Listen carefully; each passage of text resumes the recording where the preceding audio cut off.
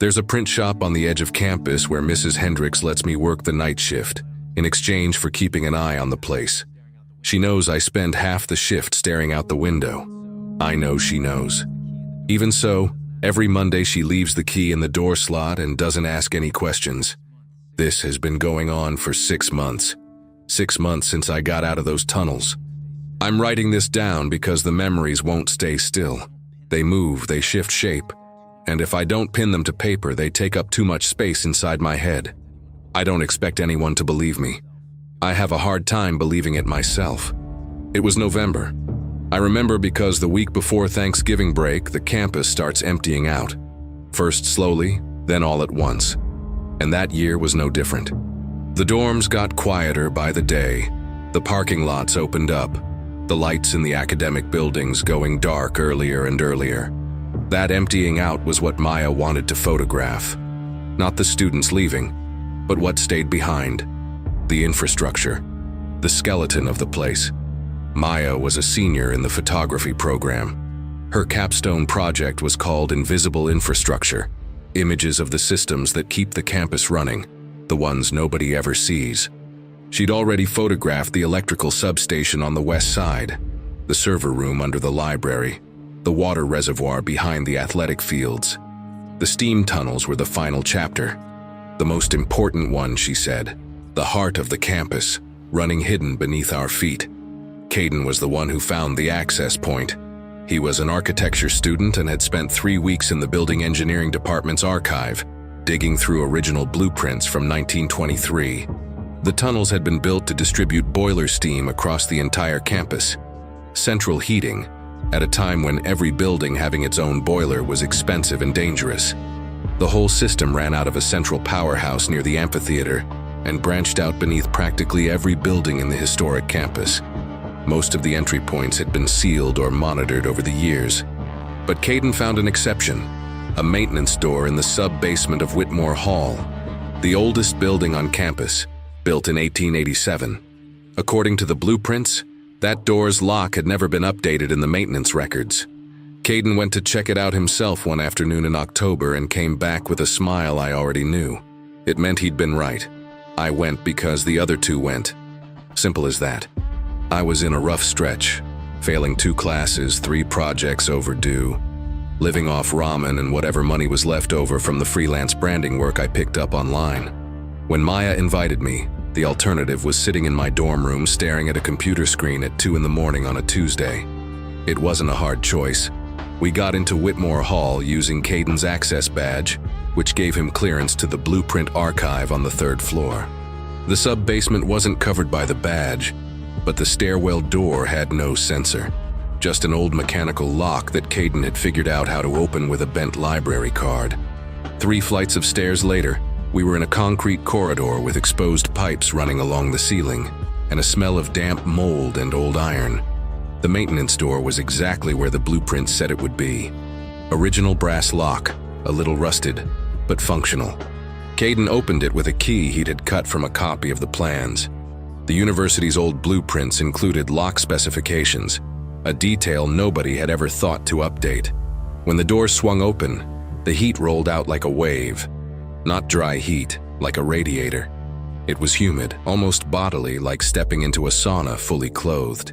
And with it came the sound, the hiss. It wasn't loud. It was more of a presence than a noise, something you felt in your chest before your brain processed it as sound. The steam pipes running along the tunnel ceiling were about a foot across, insulated with material that looked decades old. And the steam moving through them produced a deep, continuous hiss that reverberated off the concrete walls. After a few seconds, your brain stopped trying to categorize it as noise and started treating it as environment, as filled silence. Caden went first, flashlight in hand and the hand-drawn map from the blueprints folded in his jacket pocket. Maya followed with her camera and compact tripod. I brought up the rear, carrying her bag with the spare batteries and memory cards. The tunnel was about 6.5 feet high and 5 feet wide. You could walk upright, but 2 people side by side wasn't comfortable.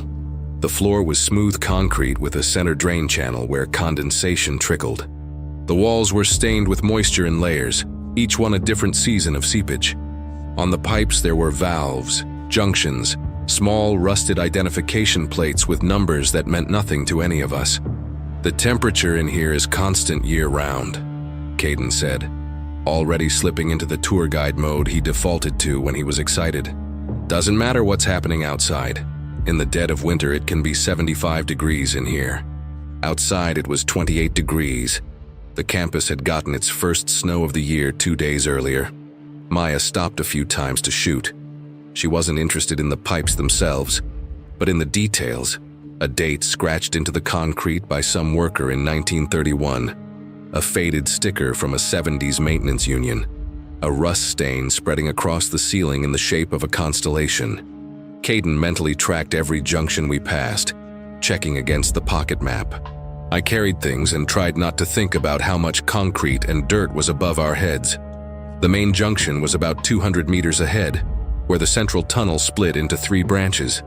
According to Caden, that was the most photographed spot for explorers who'd come through before.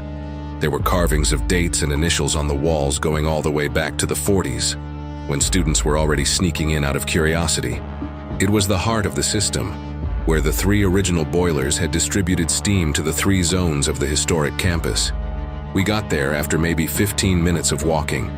The junction was bigger than the access corridor, a hexagonal space with a higher ceiling where the 3 tunnels met in a central valve chamber.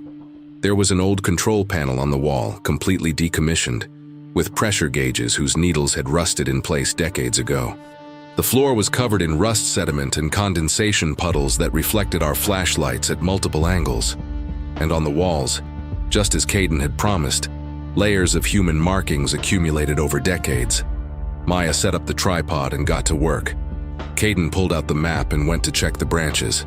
I sat on a low, horizontal pipe that doubled as an improvised bench, took a drink from my water bottle and watched. That was when Maya stopped shooting. She was adjusting the angle of the tripod when she froze mid-motion, one hand still on the camera, and went completely still.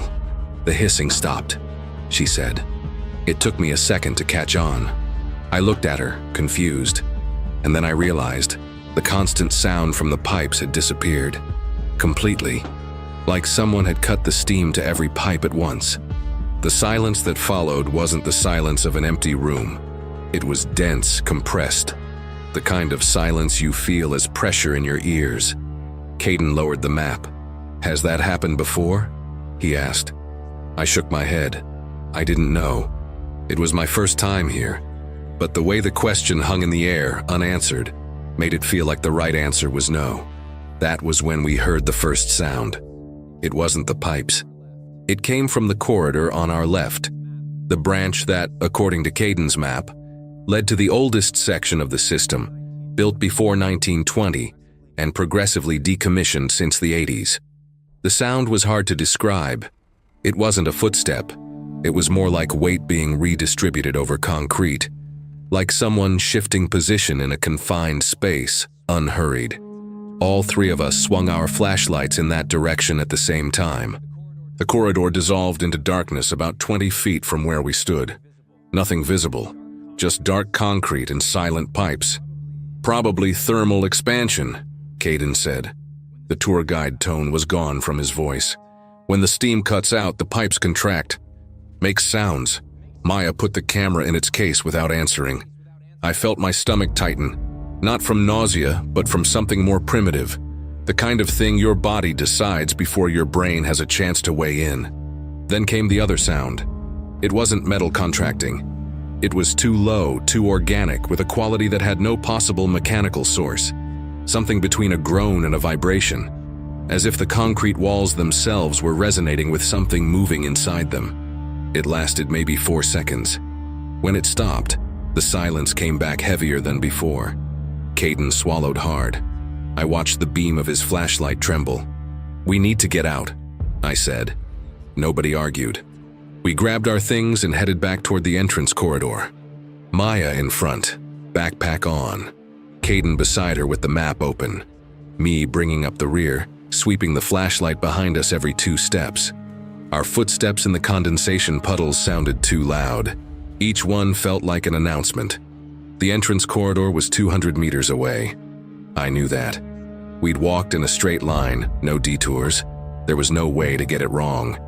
But when we reached where the door should have been, there was only wall. Maya stopped so suddenly that Caden walked right into her. What? I shone my flashlight on the wall. Smooth concrete, no door, no frame, no maintenance window that had been right beside the entrance. I recognized the rusted valve plate I'd passed on the way in.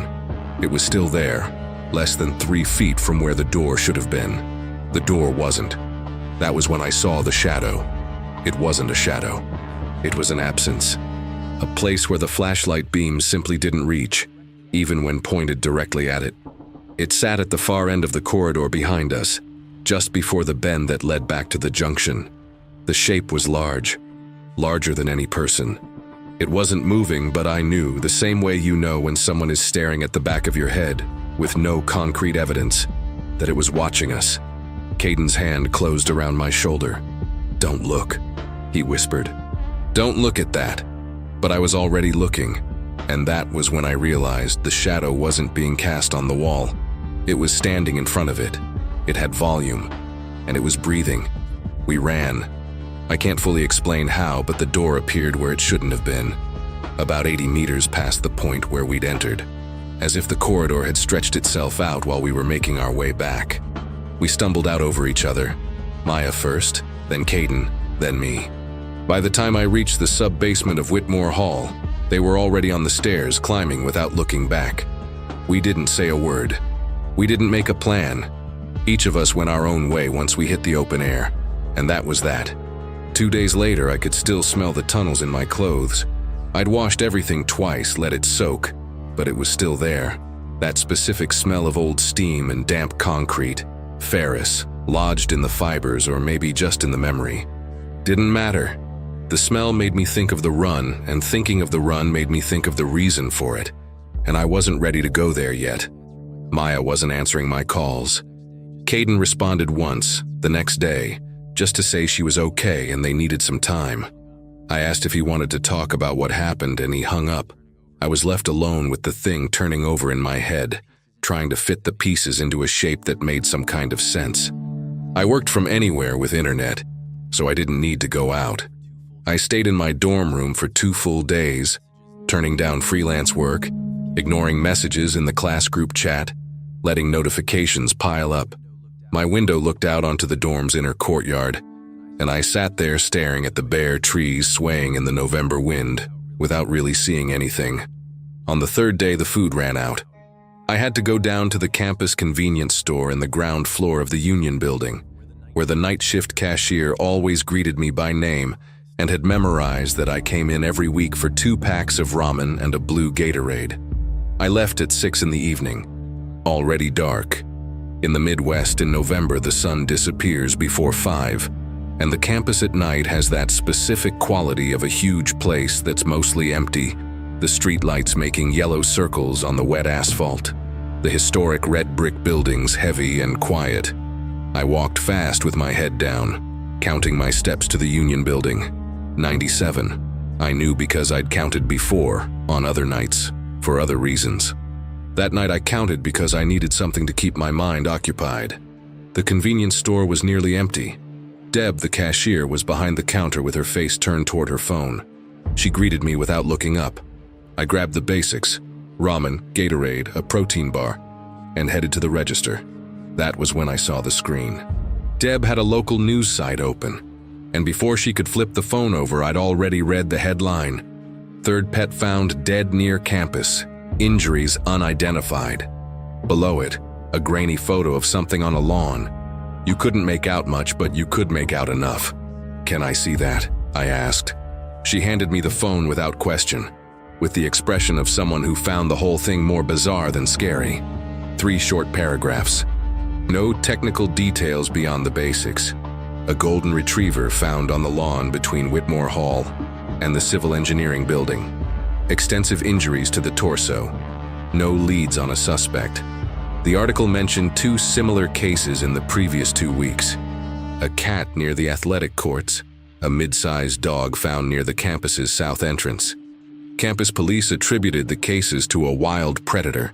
possibly a large coyote coming in from the wooded areas that bordered the north side of campus. I handed the phone back to Deb and left before I could finish the transaction properly, leaving 50 cents on the counter and hoping it covered it. Back in my room, I sat in the desk chair and opened my laptop. I searched Reddit, the student group chats, the campus paper's website. I found what I needed in the Daily Sentinel, the university paper everyone pretended not to read, but always opened when something weird was going on. A thread in the comments of the article about the animals had turned into an improvised forum. Vet students debating native predators in the area, campus residents dismissing the coyote theory, 2 or 3 posts from people who said they'd seen something near the historic buildings at night but couldn't describe it beyond large and wrong, in some way I can't explain. I closed the laptop, stood up, went to the window. The dorm's inner courtyard was empty, the bare trees casting double shadows under the glow of the streetlights. Everything perfectly ordinary, but I couldn't stop thinking about the location. The lawn between Whitmore Hall and the civil engineering building sat directly above one of the tunnel system's corridors. I knew this because Caden had spent weeks studying the blueprints. The East Branch ran right underneath that spot. I called Caden. He picked up on the 4th ring. "Did you see the news about the animals?" I said without saying hello. Silence, then a sigh. "I saw it." And what, Jake? What do you want me to say?" "I want you to say whether you think it's the same thing." Another silence. Longer this time. I heard something in the background, Maya's voice probably. Caden moved away from the phone and murmured something I couldn't make out. When he came back, his voice was different. Lower. "It's not the same thing. That was in a tunnel. This is a coyote. It happens, especially this time of year when the cold comes in. But it could be the same thing. The description is vague," he cut me off. "Could be any predator." Campus police said, "Campus police weren't down there. Neither should we have been." A pause. "Jake, we panicked in a dark corridor because we heard a noise in the pipes. That's all." "And the shadow?" He hung up. I stared at my phone for a few seconds and set it down on the desk. He was lying. Not to me, to himself. Building a version of events that fit inside a normal explanation. One that allowed for sleep. That didn't require rethinking what we thought we knew about the world. I didn't have that luxury. Because I had looked, I had seen the shadow move. On the night we got out of the tunnels, after finally finding the door where it shouldn't have been, 80 meters past the entry point, as if the corridor had reconfigured itself, which was impossible. I had looked back one last time before climbing the stairs. The shadow was still at the far end of the corridor, but closer than when we'd first seen it. You could make out its shape against the damp concrete. You could see the way it moved. Not walking, but adjusting, redistributing weight like someone who'd been still in one position for a long time and was working out the stiffness. And you could see the eyes. They weren't red. They didn't glow. They were just 2 points darker than everything else, absorbing the flashlight beams instead of reflecting them. But I knew they were eyes, because they blinked. I spent the night awake with every light in my room on, rereading the comments in the thread, trying to find some detail I might have missed. At 2:30 in the morning, I got a text from Maya. "You doing okay?" I replied immediately. "No." She typed for a while. I could see the 3 dots appearing and disappearing. Finally, "Me neither. Need to talk. Tomorrow. Sparrow Coffee near the quad. Noon." I sent an okay and lay down on the bed without taking my clothes off. Closed my eyes but didn't sleep. Just lay there, listening to the wind against the window, the silence of the dorm hollowing out as Thanksgiving week closed in, and wondering whether that thing had found another way out of the tunnels, or whether it was still down there, waiting. Sparrow Coffee was on the east corner of the quad, in one of those red brick buildings the university used for everything: classes, offices, cafeterias, depending on the floor and the decade. It was a place Maya liked because it had tables by the window that looked out onto the quad, and because their coffee was strong enough to actually work. I arrived 10 minutes early and found her already sitting there, hands wrapped around a cup, staring out the window.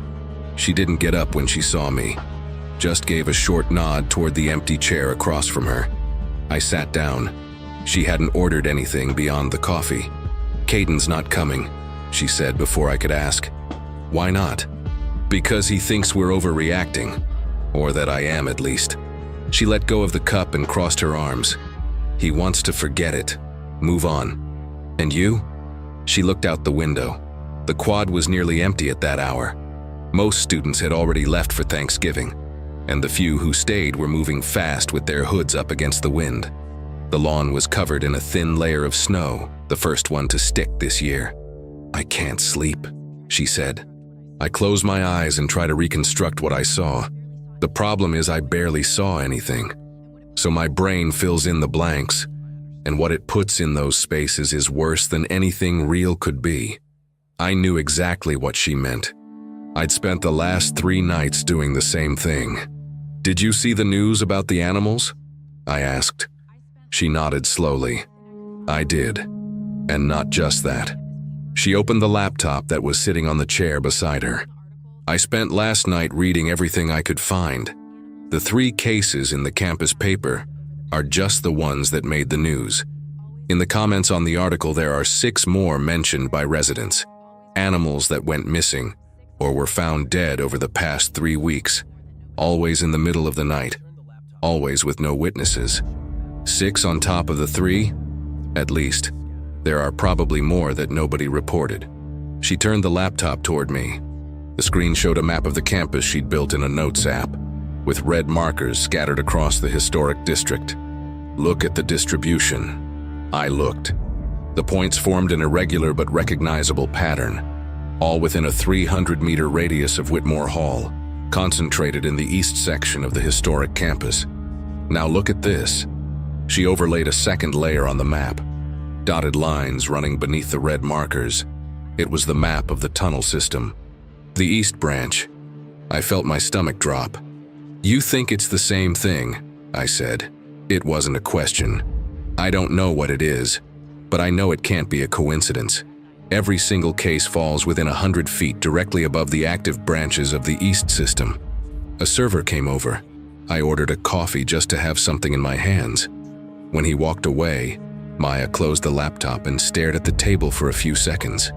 "There's something I didn't tell you," she said. "That night when we were heading back, do you remember that I tripped?"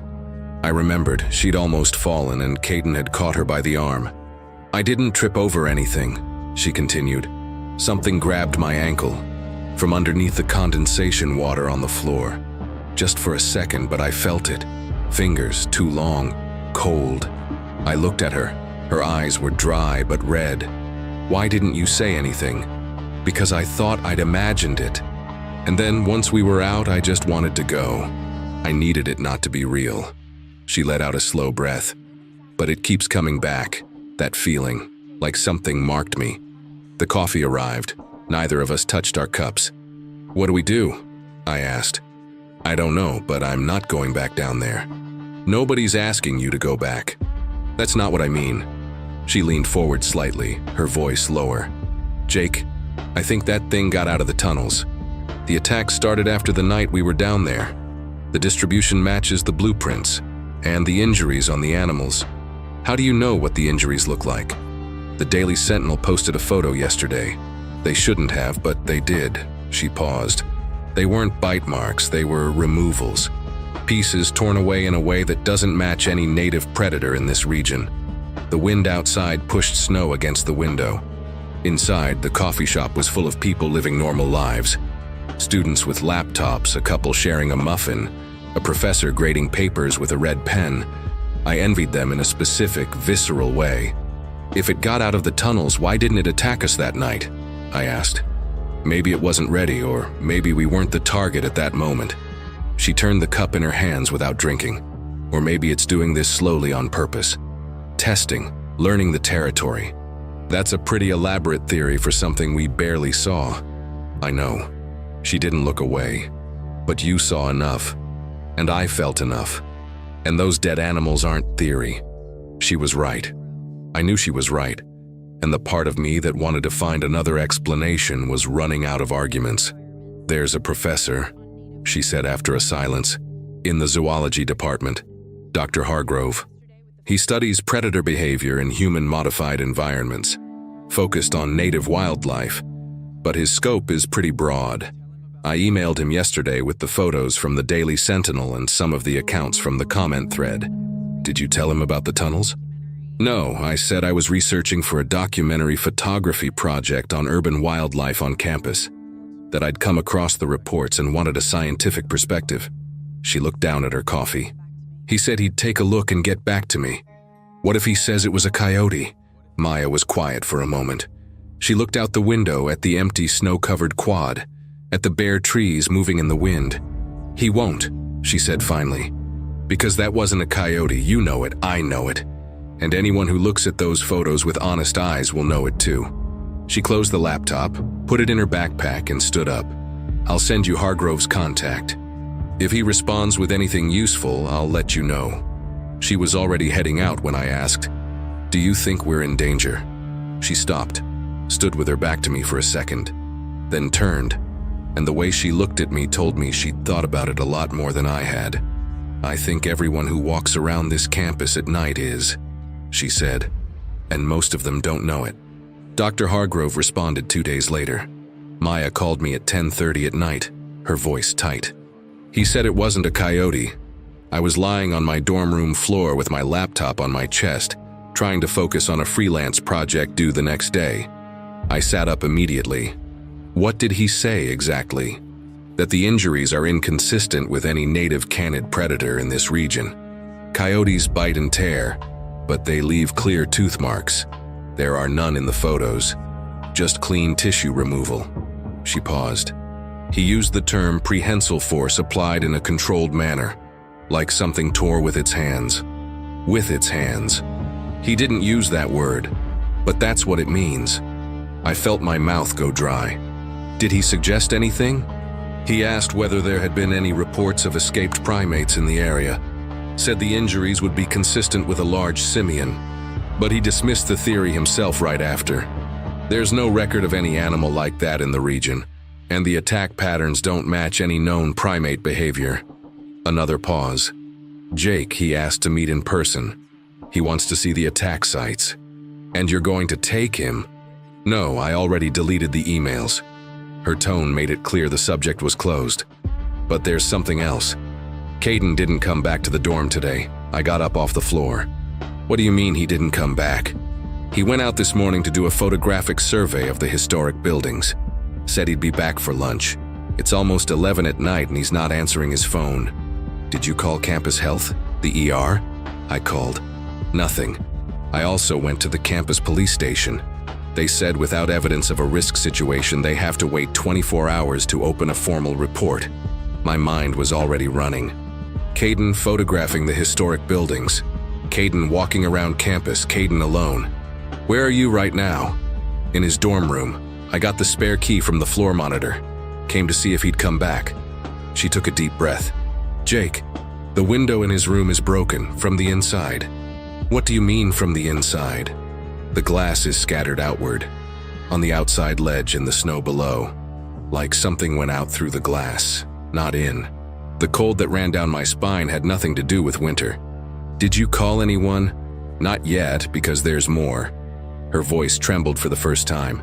There are marks on the hardwood floor, 4 parallel lines, deep, and there's a smell. What smell? Same as the tunnels. I grabbed my coat, my campus badge, my room keys. Send me the dorm number, I'm on my way. Jake, you don't have to… Send it. She sent it. 8 minutes on foot across campus. I ran. Outside, it was about 20 degrees below freezing. The snow from earlier in the week had hardened on the lawns and sidewalks, and the wind was coming from the north carrying more. The campus at that hour was almost completely deserted. The few students who'd stayed for Thanksgiving were inside the dorms, and the historic buildings were dark and heavy in the cold. My footsteps on the packed snow sounded too loud in the silence. I tried calling Caden 4 times on the way over. Every call went straight to voicemail. I texted him. Nothing. When I got there, Maya was standing at the dorm entrance, coat buttoned up to her chin, arms crossed. She saw me and opened the door without a word. We went up 2 floors in silence. The hallway smelled of microwave food and the heat running full blast. Caden's door was slightly open. She'd left it that way. We went in. The room was a typical college dorm, small, functional, the occupant's personality showing up in the details. Printed photos taped to the walls, architecture books stacked on the desk, a backup camera on the shelf, not his main one, which he always took with him. Everything normal except the corner of the room where the window was. The glass had shattered outward exactly as she'd described. The shards were on the outside ledge and in the snow 2 floors below, spread in a pattern that only made sense if the force had come from inside. The smell was strong there. It wasn't rot. It was something more immediate, more organic. Like damp skin in an enclosed space. Like something alive that had no business being in a dorm room. The marks on the hardwood floor were deep and deliberate. 4 parallel lines repeated several times between the desk and the window, as if something had pressed down there with force for a while. He wouldn't have jumped, Maya said behind me. Caden is terrified of heights, any height at all. I looked down through the broken window. 2 floors. The snow below was disturbed, not the way it would be if someone had fallen, but as if something had landed and walked away. Do you think he ran? I asked. From what? I didn't answer. The answer was too obvious, and neither of us wanted to say it out loud. I went through the room looking for anything that might indicate where he'd gone. His wallet was on the desk. His phone wasn't. His main camera wasn't either. He'd gone out with both. On the desk, there was an open sketchbook turned to a page of facade drawings of Whitmore Hall, probably from his work that day. The last drawn line was in the middle of a sketch, interrupted. The pen still resting against the paper like he'd set it down to do something else and never come back. On the desk, there was also a half-full cup of coffee, still slightly warm when I touched it. We need to go, Maya said. Now. Where? Doesn't matter. Not here. She was right. The room wasn't safe. No place with windows was safe. I thought about my own room. The thin glass of the double dorm window. The door with its simple lock that anyone could force. I thought about Mrs. Hendricks's print shop on the east side of campus. Fewer windows. Corrugated metal door. Closer to the ground. Maya grabbed my arm and pulled me toward the door. Jake, we need to go now. That was when we heard it. It wasn't loud. It came from outside, from the snow below. A dragging sound. Steady, rhythmic. Like something being pulled across frozen ground. Coming from the direction of Whitmore Hall. Maya let go of my arm and moved to the broken window. I tried to pull her back, but she shook free.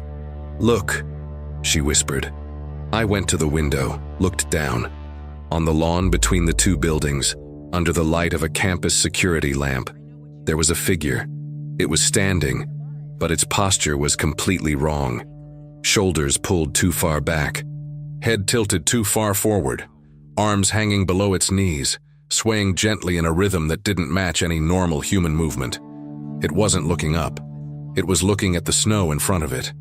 After a few seconds, it bent down, not bending at the knees, but folding from the waist, its whole body forming an acute angle that no human spine should be able to hold, and picked something up from the snow, brought it to its mouth. The sound of chewing reached us despite the wind. Wet. Slow. Unhurried. Maya covered her mouth with her hand. The figure finished, straightened up, and then, slowly, turned its head in our direction. There was no way it could see us. We were in the dark, 2 floors up, with the room unlit behind us. But still I felt it. The eyes that didn't reflect light finding us with a precision that had nothing to do with sight. And it started walking toward us. Maya pulled me away from the window. I didn't argue. We crossed the room in the dark, stepped out into the hallway, and flew down the stairs. My heart was pounding so hard it hurt physically, a pressure behind my sternum I'd never felt before. On the 1st floor, Maya slipped on the waxed floor and hit her shoulder against the wall. I grabbed her by the arm. She didn't slow down for a second. On the ground floor, there was a heavy exit door with a reinforced glass panel. Through it, you could see the snow-covered sidewalk and the lawn lit by the security lamp. We stood there, breathing hard. Staring out. Nothing. The lawn was empty. The figure was gone. It was coming this way, Maya whispered. Or it kept going. or it's waiting for us to come out. We stood there for a moment that felt longer than it was, looking through the glass. A student crossed the lawn in the distance with a backpack on, completely oblivious to everything. A second later, he disappeared into the building next door. Normalcy just a few yards away. "We can't stay here," I said, "and we can't go out that way." I looked around. The dorm's ground floor had a study room on one side, a laundry room on the other, and at the far end of the hallway, a service exit I knew led to a side alley between the buildings. I'd used it once to sign for a delivery. "Service exit in the back," I said. "Comes out on another street." We went. The back door was even heavier, with a panic bar that groaned when I pushed it. On the other side, a narrow alley between the dorms, lit only by the light leaking from the upper floor windows. The snow here hadn't been walked on. We were leaving the first tracks. "Where to?" Maya asked. "Main road. More light, more people." We moved quickly along the alley, hugging the walls, until we reached the main road that cut through the historic campus. From here you could see the regular activity of a pre-holiday night. A few students, a campus security officer rolling by slowly on a bike, the lights in the administration building still on. Civilization. We positioned ourselves under the awning of the library's side entrance, which closed at 11 and still had the lobby lights on. "It was eating something," Maya said suddenly. "On the lawn. You saw." I had seen. I didn't want to think about what it was. "We need to find Caden," I said. "He might be dead, Jake. Or he might be hiding somewhere on campus, scared, needing help." She closed her eyes for a few seconds. When she opened them, her expression was that of someone running out of arguments against their own exhaustion. "We don't know where he is. We don't know anything. All we know is that thing exists, and it's out there on campus, and that it saw us." Maya opened her eyes. "You think it knows where we live?" I didn't answer, but I thought about Caden's room, about how the window had been broken from the inside, about how close to the building the figure had been.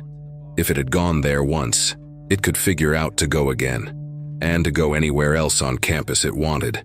I tried calling Caden one more time, straight to voicemail.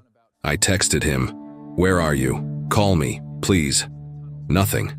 "We need to go to the campus police," Maya said, "and tell them what exactly? That there's a monster in the campus tunnels? To say that Caden has disappeared, that the window in his room was broken from the inside. That much they can put on record." She was right. Not completely, but enough. We walked to the campus police station, which was in the security building near the main gate. 5 minutes in the wind.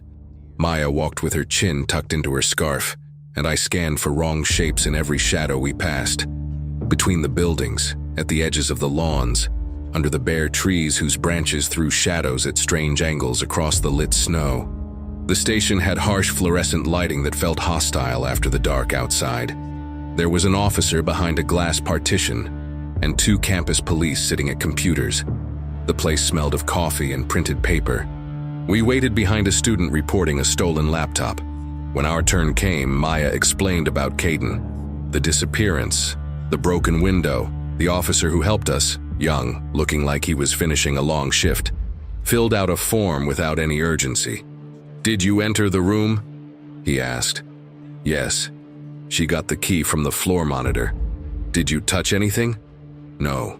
He let out a quiet sigh. "I'll file the report. But without clear signs of a crime or immediate risk, the protocol is to wait 24 hours before launching an active search. Adults have the right to be anywhere without telling anyone." "The window was broken from the inside," Maya said, her voice rising slightly. "That'll be noted in the report. Someone will head up to the room tonight to take a look." He handed her a slip of paper. "Case number. If he hasn't been in touch by tomorrow night, come back and we'll escalate to a formal search." We left feeling like we'd spent time we didn't have. But there was a report now. Some proof that Caden existed, that he'd vanished, that something was wrong. Out on the sidewalk, Maya stopped. "I'm not going back to my dorm," she said. "Neither am I. Hotel off campus?" I thought about Mrs. Hendricks's print shop. The corrugated metal door, the thick walls, the absence of large windows. And the fact that Mrs. Hendricks was the only person I knew who never asked questions.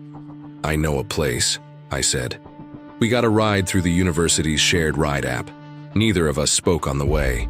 I kept looking out the window, scanning the sidewalks, the lawns, the edges of the parking lots. Everything looked normal. Too normal.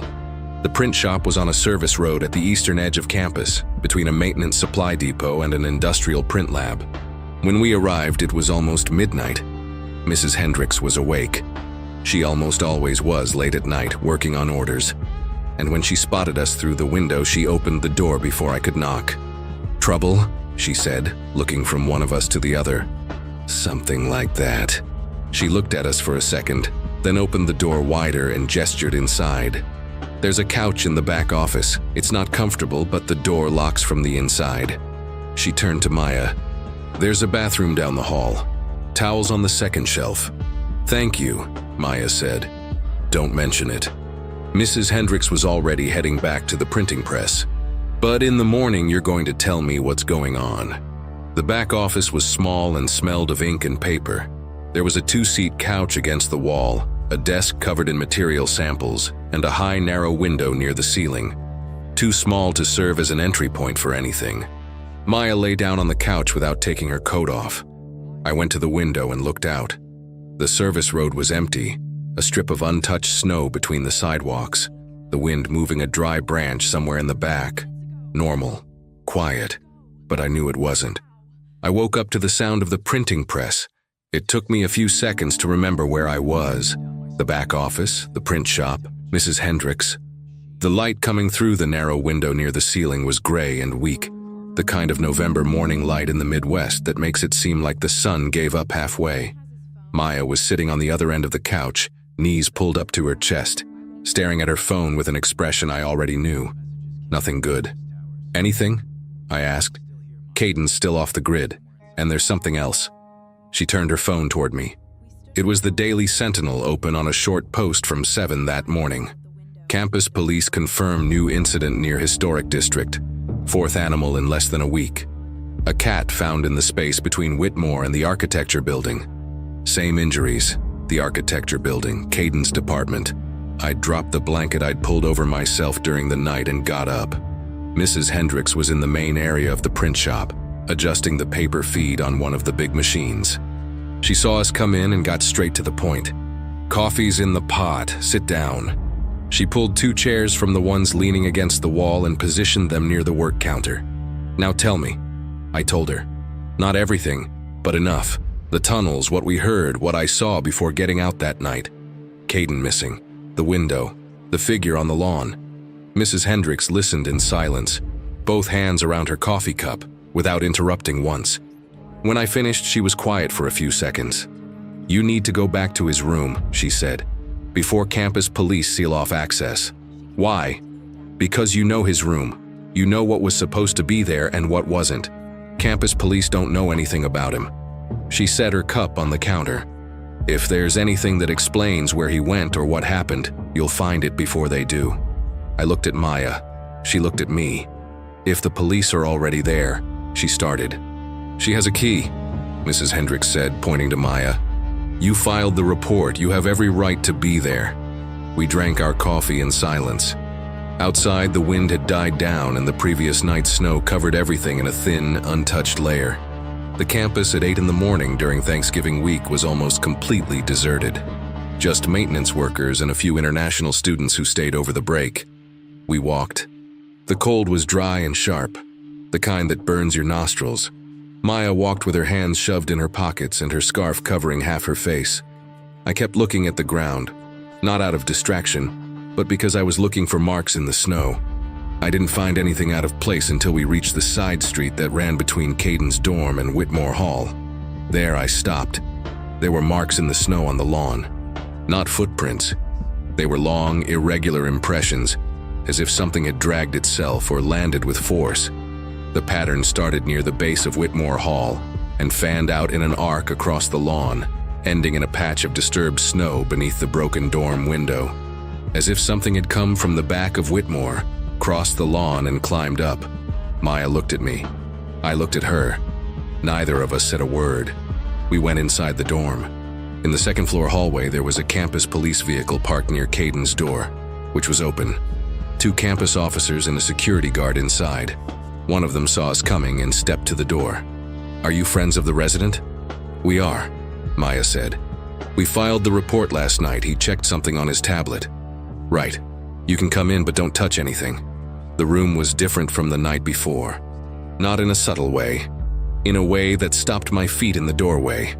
The marks on the floor, which the previous night had been concentrated between the desk and the window, now covered practically the entire room. Deep lines scratched in multiple directions, as if something had moved through the space several times. The bed had been shoved sideways against the wall. The shelf with the architecture books had come down. The books scattered across the floor in disordered piles. And there was blood. Not much. A small stain near the room door the size of an open hand, but enough to turn everything that had been frightening until then into something concrete and irreversible. Maya stopped in the doorway. I stepped in slowly, taking in every detail. The sketchbook was still on the desk, open to the same page as before. The pen had rolled to the floor. The backup camera was still on the shelf that hadn't fallen, but Caden's main backpack was gone. And the heavy winter coat he always hung on the hook behind the door was gone too. He had left with his backpack, his coat, and his main camera. And he had left behind his wallet, his ID, and his dorm keys, which were sitting on the desk. One of the campus officers came over. "Do you notice anything missing beyond the camera you reported last night?" "His main backpack," I said, "and his winter coat. Anything else?" "Wallet and ID are here. Keys too." The officer made a note with the expression of someone trying to put together a story that doesn't add up. "Did he have any reason to leave campus unplanned? Family? Any kind of emergency?" "Not that we know of." "Girlfriend, boyfriend? Anyone he might have gone to visit?" "No." "We'll check the campus access cameras. If he left through the main gate or the regular pedestrian route, it'll show up." He handed us a card. "If he gets in touch, let me know immediately." We left. In the hallway, Maya stopped, back against the wall, staring at the floor. "There was blood," she said quietly. "I saw it. Not a lot, but it was there. I know." She was quiet for a few seconds. At the far end of the hallway, a window looked out onto the lawn where we'd seen the marks in the snow. The morning light made everything too visible. My phone buzzed. Unknown number. I opened the message. "Don't look for me. I'm fine. Just need some time. See." I showed it to Maya. She read it and frowned. "Is it him?" "It's not his number." She took my phone and typed a reply. "Caden, where are you? We saw your room. There was blood. Campus police are there." We waited. The response came 2 minutes later. "I know. I'm hurt, but I'll be okay. Please don't look for me." Maya handed the phone back to me. "Caden never uses periods," she said. "Never. Not even in formal messages. It's one of the things that drives his professor crazy." She was right. I reread both messages. Correct punctuation, direct structure, no emojis, no abbreviations. Zero resemblance to how he actually wrote. "Someone has his phone," I said, "or has the number and is pretending to be him." Why? No answer. Just the growing uncomfortable feeling that we were being guided step by step somewhere. We stood in the hallway for a few seconds. Then Maya looked out the window at the end of the corridor, at the lawn, at the marks in the snow, at Whitmore Hall heavy and silent on the other side. "There's something I need to show you," she said. "But not here." "What?" "The photos I took that night in the tunnels." She paused. I'd forgotten about them. I was so shaken up I never transferred them from the card to my computer. I looked at them last night when I couldn't sleep. Another pause. Longer. "Jake, there's something in one of the photos." We went to the print shop. Mrs. Hendricks was on the phone when we arrived, and she waved us through to the back office without interrupting her call. Maya closed the door, opened her backpack, and took out the camera's memory card. She connected it to the adapter and plugged it into the laptop. I pulled up the second chair and sat beside her. "There were 243 photos from that session," she said as the program loaded. "I started looking at them last night when I couldn't sleep. Most of them are exactly what you'd expect. The pipes, the valves, The markings on the walls, the junction chamber. Standard documentary work. The thumbnails began appearing on the screen in rows. But this one, she clicked on a photo. It loaded full screen. It was an image of the central junction. The hexagonal chamber with the old control panel on the wall, the 3 corridors opening in different directions. Maya had photographed from the center of the chamber toward the left branch, the one that led to the oldest sections of the system, the one that had been decommissioned since the 80s. The same direction the first sound had come from that night. The photo was well exposed. The tripod light illuminated the first 20 feet of the corridor clearly. And at the edge of that reach, exactly where the light began to give way to darkness, there was a shape. It wasn't obvious. It wasn't the kind of thing you see right away. It was the kind you take time to process because your brain initially tries to fit it into a known category. Pipe shadow, valve reflection, lens distortion, and only gives up when no category works. It was large. It was standing, or in a posture that suggested standing, but with proportions that didn't match. Upper limbs too long, head tilted forward and down, and where the eyes should have been there were 2 points of denser darkness. Not a reflection, not a glow, the opposite of that, like 2 places where the flashlight beam had simply ceased to exist. The photo had a timestamp, 11:14 p.m. "When was the first sound we heard?" Maya asked. I thought about it.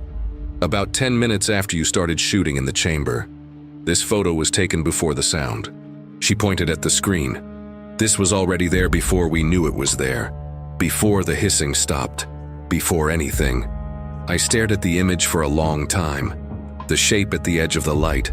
The posture that wasn't the posture of any known animal, but which at the same time had something familiar about it that was disturbing for exactly that reason. "Have you sent this to anyone?"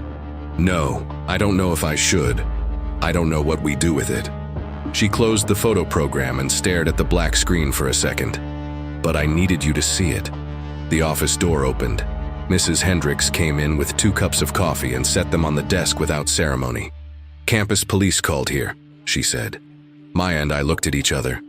"At the print shop?" I asked. "They're tracking down people who filed reports last night. Wanted to confirm you 2 were okay and asked that you not leave campus without letting them know." She leaned against the door frame. "They also said the main gate cameras didn't show Caden leaving through the normal access at any time." "What does that mean?" "It means that if he left campus, it wasn't through the main entrance. And if he didn't leave through the campus," she didn't finish the sentence. She didn't need to. "Or he's still here," Maya said quietly. "Or what's still here isn't him," I said.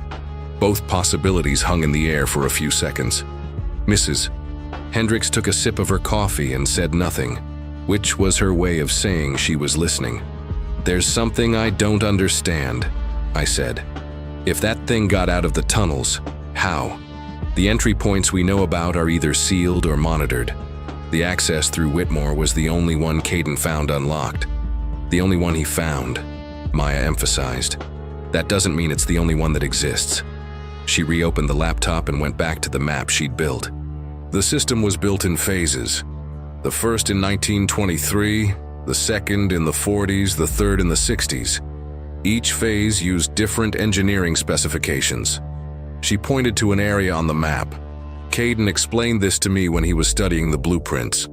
The oldest sections here in the east sector have ventilation chambers that exit at points on campus that nobody tracks anymore. Some were incorporated into the foundations of renovated buildings. Others were simply forgotten in the records. Ventilation chambers big enough to, I don't know, but possible." The wind outside pushed something against the print shop's high window, and all 3 of us startled more than we should have. Just a dry branch. My phone buzzed. The unknown number again. "Stop looking, you don't know what you're doing." I showed it to Maya and Mrs. Hendricks. Mrs. Hendricks read it with the unchanged expression of someone who has seen a great deal over many years. "Who's sending this?" she asked. "We don't know," I said. "It started after Caden disappeared. It tried to pass itself off as him in the first messages. And now it's asking you to stop looking for him." "Yeah." She handed the phone back without commenting. Maya took it and typed a reply. "Who are you? What do you know?" We waited. The response took longer than the previous ones. 4 minutes 5. When it came, it was longer. "Someone who knows enough to know you two still have a chance to get out of this. But not if you keep looking. She registers presence. The more you show up in the places where she's been, the more real you become to her." Maya read it twice. "She registers presence," she repeated out loud. "What does that mean?" I typed the question directly. The response was immediate this time, as if it had been waiting. "It means she learns, recognizes, and doesn't forget." We stared at the screen for a few seconds without speaking. Then Maya set the phone on the desk, slowly, as if it were an object that needed to be handled with care. "We need to get off campus more," she said. "And go where?" "My cousin lives in Columbus. We could take a bus. The Greyhound station is 20 minutes from here by cab." "And Caden?" "Jake." Her voice was tired in a specific way, the kind of tired that comes from repeating the same thing without being heard. Caden vanished without his wallet, without his ID, without his keys, from a room with the window broken from the inside and blood on the floor. If he managed to escape and is hiding somewhere, he'll turn up. If not, she stopped. If not, staying here doesn't change anything. She didn't respond. She didn't need to. Mrs. Hendricks had been quiet throughout the whole exchange. Now she got up, went to a cabinet in the corner of the office, and took out a metal cash box that she unlocked with a small key on her keyring. "How much do you need for the bus?" "Mrs. Hendricks, don't." "How much?" I looked at Maya, she looked at me. "2 adults to Columbus," I said. "Maybe $60. She counted out the bills without hesitating and put them on the desk. "There's a cab driver who runs around campus, yo," she said. "Rodrigo, he doesn't use an app. I've got his number here." She wrote it on a slip of paper and handed it to me. "Tell him I sent you. He won't ask questions." "Why are you doing this?" Maya asked. Mrs. Hendricks picked up the empty cups and headed to the door. "Because when I was your age and something truly scared me, nobody helped me get out of the situation. They thought I was overreacting." She paused in the doorway. "You're not overreacting," she left. Maya folded the bills and put them in her pocket. I called Rodrigo. He said he'd be there in 12 minutes. We gathered what we had, which wasn't much. Backpacks, chargers, wallets. Maya took the memory card out of the camera and put it in the inside pocket of her jacket, separate from everything else. While we waited, I went to the print shop's high window and looked out at the service road below. The overnight snow was untouched. No marks, no movement. But at the edge of my vision, where the service road curved toward the historic campus, there was a shadow that didn't match any of the trees or structures nearby. Wide at the base, narrow above, motionless. I blinked. When I looked again, there was nothing. But I had seen it. "The car's here," Maya said behind me. I stepped away from the window. "Let's go." Rodrigo's cab was an old Suburban with a heater that worked way too well, and a third of a bottle of holy water hanging from the rearview mirror. He didn't ask anything. Not where we were going. Not why we had so little luggage. Not why we both spent the entire drive to the Greyhound station staring out the side windows. Mrs. Hendricks clearly had a history with him that made explanations unnecessary. The station was in a commercial neighborhood about 20 minutes from campus, in an area that mixed industrial warehouses with cheap lunch spots and a 24-hour laundromat. Nothing university-related, nothing that connected us to campus. That made me breathe a little easier when we got out. Inside, the station was what every Greyhound station is: plastic, fluorescent, with rows of fixed seats and a arrivals and departures screen that needed updating. There were maybe 15 people waiting, spread out sparsely. A family with kids asleep in the chairs, an elderly man with a rolling suitcase, 2 college students with huge backpacks who were probably also heading home for Thanksgiving and had missed or couldn't get a flight. Normal, everything completely normal. We went to the counter. The next bus to Columbus left in 55 minutes. We bought 2 tickets with Mrs. Hendricks's money and sat in the seats farthest back against the wall facing the entrance. Maya watched people coming through the revolving door. I was doing the same, but differently. Not looking for the creature, because a lit bus station with 15 people present seemed like sufficiently unsuitable territory for it. I was looking for the subtler wrong, the posture that didn't fit, the movement that didn't match. I found nothing. You think it follows us this far? Maya said after a few minutes. In the daytime, around people. I don't know. A pause. I hope not. But you're not sure. I'm not sure about anything when it comes to her, Maya. We saw her for maybe 2 minutes total. She nodded and didn't answer. Outside the station, the wind was pushing dry snow against the windows. The sky was a flat white, that Midwest white with no depth, that looks like paper. 20 minutes before the bus, my phone buzzed. Unknown number again. But this time it wasn't a text. It was a call. I looked at the screen for 2 rings. I answered. Silence on the other end. Not the silence of a dropped call. There was presence in the silence. The faint background noise of an enclosed space. Who are you? I asked. A voice. Female, low, with the careful diction of someone accustomed to being precise with words. Someone you don't know but who has spent the last 18 months studying what's in your campus's tunnels. I stood up from the seats. Maya looked at me, her expression asking. I gestured for her to stay. I moved to the farthest corner of the station near the luggage lockers. How do you know it's us? Because you two are the first survivors of direct contact I've been able to track in 2 years. A small pause. Most people who go as far as you did don't report anything afterward. Out of fear, out of disbelief, or because there's no one left to report. The cold that ran down my spine had nothing to do with the station's air conditioning. Who are you? My name doesn't matter right now. What matters is this. You're in a bus station 22 minutes from campus. You bought 2 tickets to Columbus that leave in 18 minutes. And you're making the same mistake everyone else makes. I stopped walking. You're tracking us. I've been monitoring movement around the tunnel system for 18 months. You became part of that perimeter the night you went down. Her voice carried no threat. It had the specific tone of someone trying to pass along urgent information without making the other person hang up. I'm not telling you this to scare you. I'm telling you because I need you to understand that if I can track you, she can too. How? She learns patterns, movement, routine, frequently used territory. The 3 of you spent weeks in the historic campus before you went down in the tunnels. She already knew all 3 of you before you knew she existed. A pause. Your friend, the one who did photography. Caden. He was the first to go into the engineering archive, the first to pull the system's blueprints. She identified him weeks before the night you all went down. I felt my mouth go completely dry. Where is he? A longer silence this time. I don't know for certain. But I know he's still alive. For now. What does that mean for now? It means her pattern isn't to kill immediately. She accumulates, keeps, uses. Another pause. I've seen this before. Why are you calling us now? Because you're about to get on a bus thinking that distance solves the problem. And it took me 8 months to understand that it doesn't.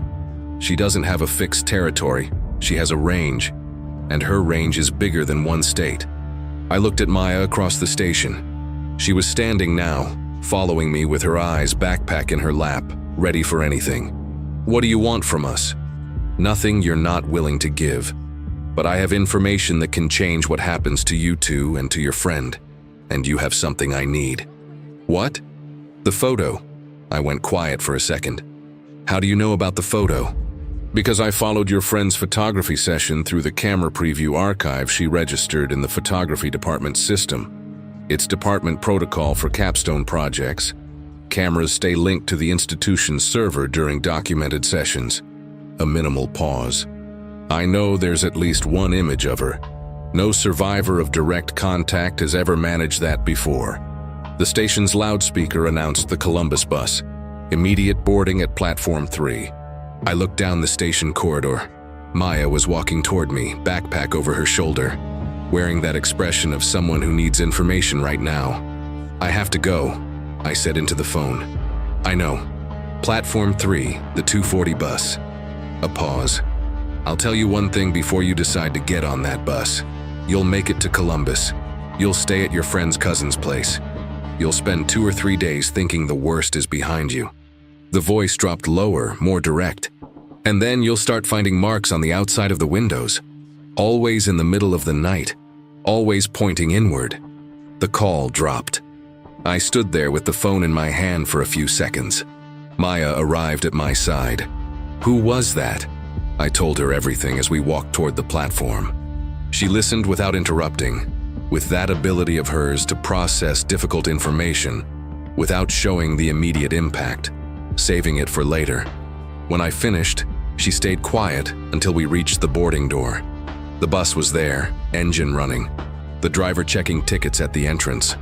We stood in line without moving forward. "She said it'll follow us either way," Maya said. That's what she said. And that Caden is still alive. For now. That's what she said. The line moved. We didn't. "And the photo," Maya said, and she knew about the photo. She did. The driver glanced our way. 2 more people boarded. It was just us and 1 couple left in line. Maya stared at the bus for a few seconds. Then she looked at me. "If we get on this bus and she's right, we'll be in Columbus with the same thing we have here, minus Caden." The couple in front of us boarded. The driver looked at us with the neutral expression of someone waiting. Maya turned to me. I turned to her. "We're not getting on," she said. "We're not getting on." We stepped out of the line. The driver closed the door without a word. The bus backed out of the platform and drove away, the red taillights disappearing into the afternoon snow. We went back to the waiting area and stood in the middle of the empty station, backpacks on our shoulders, no immediate plan. My phone buzzed. Message from the unknown number. Not a call this time. "Right call. Now come meet me. There's a coffee shop called Mill Race on Oak Street, 6 blocks from the station. I'll be there in 40 minutes. Come through the back." I showed it to Maya. She read it again. "Could be a trap," she said. "Could be." But she knew about the photo, knew about Caden, knew about Columbus. She handed the phone back. If she wanted to hurt us, she'd have had easier opportunities. I looked at the address in the message. 6 blocks. "On foot in the November cold, about 15 minutes. You want to go?" I said. It wasn't a question. I want to know what she knows about Caden. She adjusted the backpack on her shoulder. "And I want to know if there's any way to bring him back." We went out through the station's side door. The November wind hit us head on. Outside, the snow had started again. Fine, dry flakes the wind threw sideways. We walked the 6 blocks in silence. The neighborhood got quieter with each block, the commercial establishments spreading out, the trees getting larger. Mill Race was a small coffee shop on a dark brick corner, with windows fogged from the warmth inside and an old neon sign in the window. From outside, it looked completely ordinary. We went around back, as the message said. There was a metal service door with an old buzzer. I pressed it once. The door opened after a few seconds. The woman on the other side was about 50, with short gray hair and thin-framed glasses. She wore a field jacket with multiple pockets, the kind researchers use in the field. She looked at us with the expression of someone evaluating not our physical appearance but something else. The way we were standing maybe, or what was in our eyes. "Come in," she said. Quickly. We went in. It was a small storage area. Boxes of coffee, cleaning equipment, a metal file cabinet. She closed the door behind us and locked it. "My name is Dr. Carver," she said. "I'm an independent research associate. I was a faculty member in the biology department at your university for 14 years before losing my position because of what I'm about to tell you." She looked at us in turn. "I don't have much time, and neither do you, so I'll be direct." She opened her backpack and pulled out a thick folder. She set it on one of the boxes and opened it. Inside were printed photos, maps, reports with university department headers, some with archive stamps, others clearly copied on the sly. The campus tunnel system was built in phases between 1923 and 1967. The initial phase, the east sector, which is where you were, was progressively decommissioned starting in 1981 due to maintenance costs. But the decommissioning was partial. She pointed to a map in the folder. The old ventilation chambers in the east sector are still open. and 3 of them provide access to an underground area that doesn't appear on any engineering blueprint I've been able to find. What do you mean, doesn't appear? Maya asked. It means it was either never mapped or was intentionally removed from the records afterward. Dr. Carver flipped through the folder to a photo. I went there alone in 2019. Once. I didn't go back. The photo was poor quality, taken on a phone in poor lighting. It showed a chamber larger than those in the tunnels, with a high ceiling, stone walls instead of concrete, and scattered across the chamber floor, there were bones. It wasn't possible to determine species clearly from the photo, but the volume was large. That's under the campus, I said. Under Whitmore Hall specifically, which was built in 1887, 36 years before the steam tunnels. The tunnels were excavated around that chamber, not through it. The engineers in 1923 found it, documented it internally, and decided not to include it in the official blueprints. She closed the folder. I found the internal documentation in the Civil Engineering Department's archive. 3 weeks after I submitted a report to the university administration, my contract wasn't renewed. Maya and I were quiet for a few seconds. "Caden," I said, "you said he's alive." "He is, by my estimate." She crossed her arms. The pattern I've documented over 18 months suggests she doesn't immediately eliminate what she captures. There's a period of retention. I can't determine its function, but the cases I've been able to track show that victims of direct contact remain accessible for a period of days to weeks before. She stopped. Before the pattern changes. "How do we get to him?" Maya asked. "You don't, not the way you're thinking." "Doctor." Carver looked at us with an expression that mixed urgency with something close to pity. "What I can do is give you the map of the underground chamber, the alternate access she uses, and what I've learned about what works and what doesn't down there." She paused. "But I need the photo first. The image your friend's camera captured in the tunnels. It's the first direct visual evidence that exists. I need it to complete what I'm documenting." "For what exactly?" I asked. "Because I intend to publish, somewhere that can't be suppressed by this university's administration." She closed her backpack. "And because if something happens to me, there needs to be a record." The coffee shop on the other side of the wall made the sound of a cup hitting a counter. All 3 of us turned on instinct. Nothing, just the normal sound of an establishment going about its business. When I turned back, Dr. Carver was looking at me with an expression I couldn't immediately place. It wasn't fear.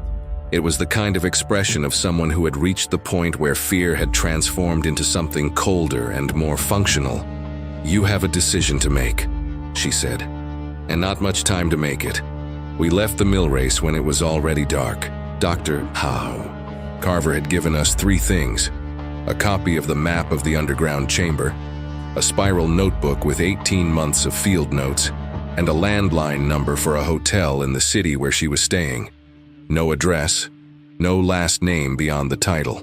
She said she'd contact us when it was safe and left through the coffee shop's front door before us, disappearing down the snow-covered sidewalk with the efficiency of someone who had practiced the act of vanishing in public.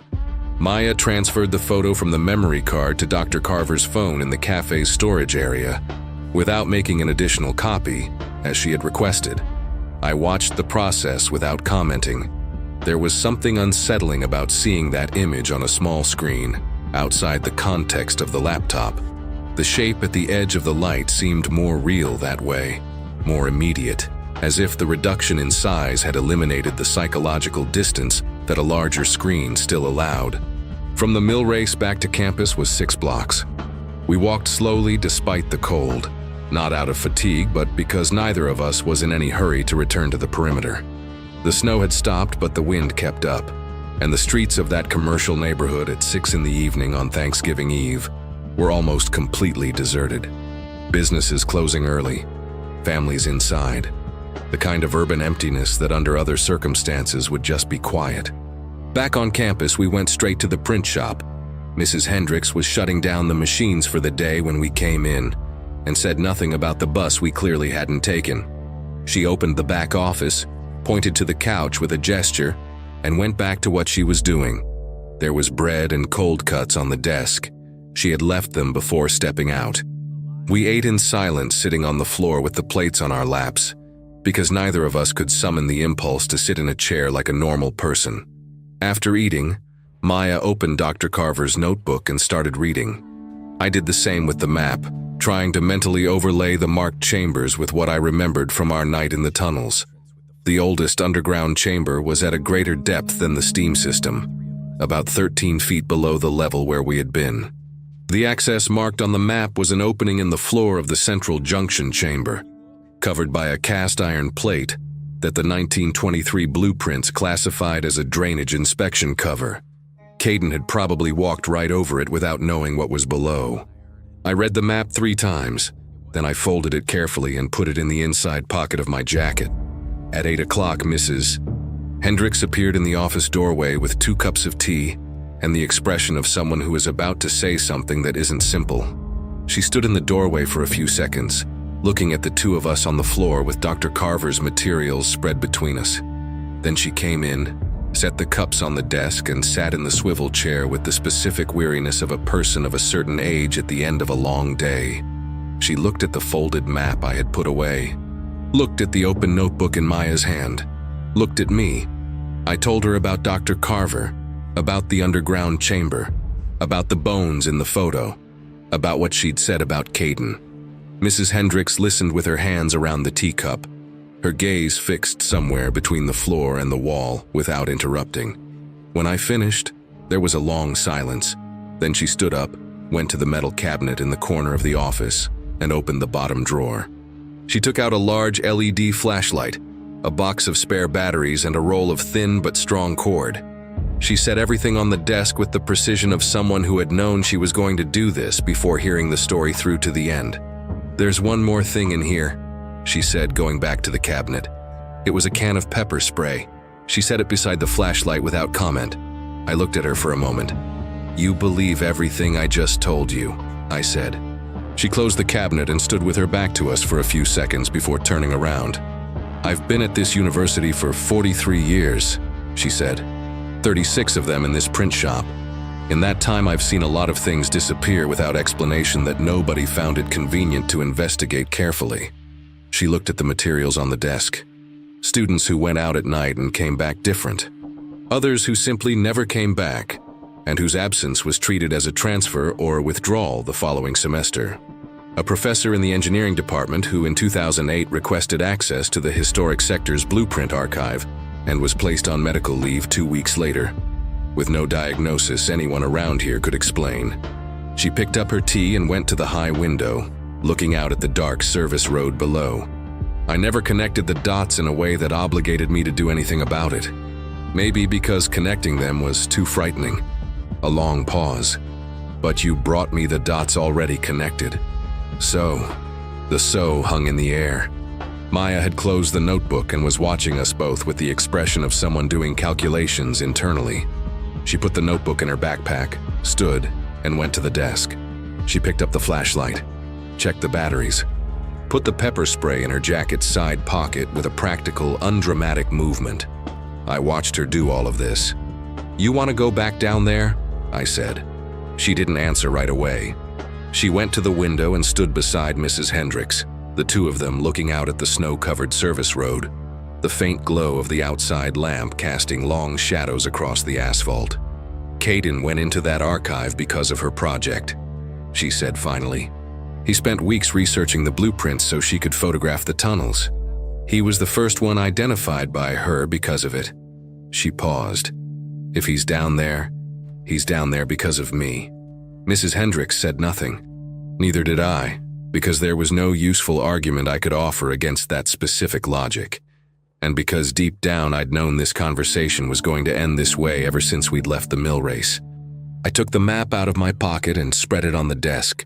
The 3 of us leaned over it in silence for a few minutes, memorizing what mattered: the location of the inspection cover in the junction chamber floor, the estimated depth of the underground chamber below, the 2 alternate exit points that Dr. Carver had marked in pencil at the edges of the map with an asterisk and no label. At 10 o'clock, we went out through the print shop's back door. The historic campus at that hour was a different place from any other hour. Not the normal middle-of-the-night silence, which has the quality of something temporary, of a pause between activities. It was the silence of a place that was genuinely unoccupied. Thanksgiving week had emptied the last dorms. The few remaining students were locked inside with their lights off, and the historic buildings rose in the cold with no lit windows on the lower floors. The snow on the sidewalk had been untouched since the afternoon. Our footsteps sounded too loud. We reached Whitmore Hall through the side maintenance entrance, which Mrs. Hendricks opened with a key she never explained how she had. The sub-basement smelled exactly like the first time. Mold, iron, air that didn't circulate. The brass door was in place, the original lock functional. Caden had left the copy of the key with Maya the week before, in case they needed to enter separately. She used it now with a steadiness of hand that I thought neither of us had left after the past few days. The tunnels were warm and silent. The steam had been cut off with the campus in recess mode, and without the constant hissing of the pipes, the silence was of a different quality. Older, deeper. The kind of silence that exists in places that never had much noise to begin with. We walked the 200 meters to the junction chamber without speaking. Miss Hendricks's flashlight illuminated far more than our phone lights had the first time, and the details of the corridor came through with a clarity that somehow made everything more unsettling. The markings on the walls that on the first visit we had romanticized as history now seemed like nothing but damage, evidence of pressure and friction across many decades. The junction chamber was as we had left it, the old control panel, the rusted pressure gauges, the decades of inscriptions on the walls. And in the center of the floor, exactly where the map indicated, there was a cast iron cover about 2.5 feet across, with a recessed inspection handle. It wasn't locked. It was just sitting in its fitting, held down by its own weight. Maya and I looked at each other. Around the cover, in the fine dust that coated the chamber floor, there were marks. 4 parallel lines, repeated in multiple directions, exactly like the ones we had seen in Caden's room. Something, or someone, used this cover regularly.